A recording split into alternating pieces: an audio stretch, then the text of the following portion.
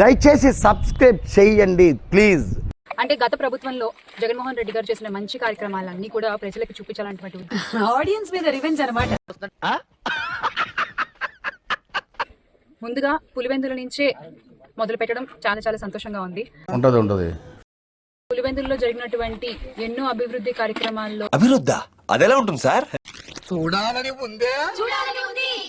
Road మీద చెట్లు కొట్టించాడు, జనాలను జైల్లో పెట్టాడు. ఆయన మహామేధావి. ఆయన తిరుపతి కూడా అమ్ముకున్నాడు. అమ్మో అట్టటాళ్ళు మన ప్రపంచంలో ఉండరండి. ఇంకా ఉండా కూడా మళ్ళీ పుట్టినా సావరు.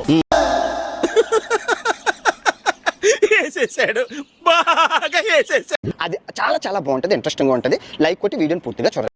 ఎందుకు ఇవన్నీ ఇప్పుడు చెప్పాల్సి వస్తుంది అంటే ఎందుకు ఈ ప్రభుత్వం, ప్రస్తుతం ఉన్న కూటమి ప్రభుత్వం ఈ దేశంలో పక్కోడు పని మీద ఉన్నంత ఇంట్రెస్ట్ సొంత పని మీద ఉండదు జనాలకి. చిచి సంస్కారహీనులు.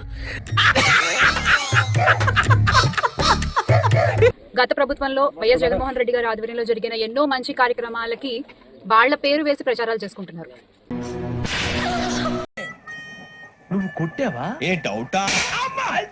కన్ఫర్మ్.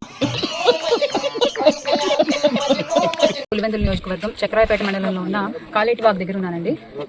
పిన్ కోడ్ గుర్తులేదా? అందుకోసం గత 5 సంవత్సరాల్లో ప్రతి నియోజకవర్గంలో ఏ మంచి కార్యక్రమాలు జరిగాయో ఖచ్చితంగా మనం తెలుసుకోవాలి. అటు చూడు బే. అర్ధరాత్రి గోడలు దూకి అరెస్టులు చేయడం, ఇదేమిటని ప్రశ్నిస్తే కేసులు పెట్టడం, భూకబ్జాలు యథేచ్ఛగా జరిగిపోయాయి. అందుకే విధ్వంసాన్ని మరోసారి చూడకూడదని భావించిన ఏపీ ప్రజానికం 11 సీట్లతో వైసీపీని పక్కన కూర్చోబెట్టింది. ఎన్ని దారుణాలు సార్. ఇప్పుడు ఎక్కడ కొట్టాలరా నిన్ను?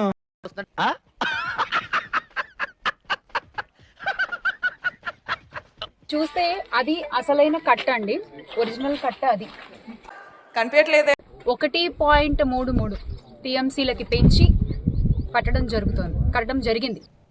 ఇప్పుడు నువ్వేమన్నా? కట్టడం జరిగింది. సర్వనాశనం చేసావు దరిద్ర పెదవా.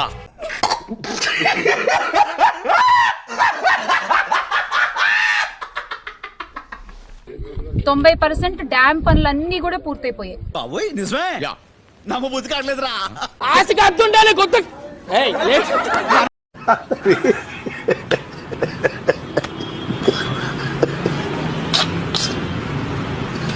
ఎందుకని ఆ పనులు చేయట్లేదు అంటే ఎందుకు ఇంత కక్ష మీకు? ఈశ్వరుడు నోరిచ్చాడు కదా అని మీరు ఇష్టం వచ్చినట్టు వాగుతుంటారని చెప్పి బయట అందరూ అంటుంటారు, కానీ మీరే ఉంటారు. మొదట బాధేసింది, తర్వాత భయం వేసింది, ఆ తర్వాత నా మీద నాకే అసహ్యం వేసింది.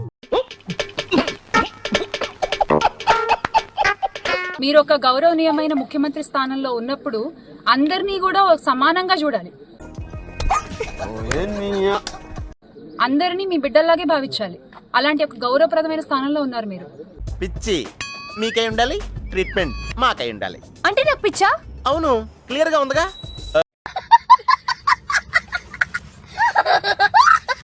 ఎన్ని విఘ్నాలు కలిగినా సాధించుకుని వచ్చేటువంటి తత్వం మన వైఎస్ జగన్మోహన్ రెడ్డి గారు. ఈ కార్యక్రమం ఇంతటితో సమాప్తం.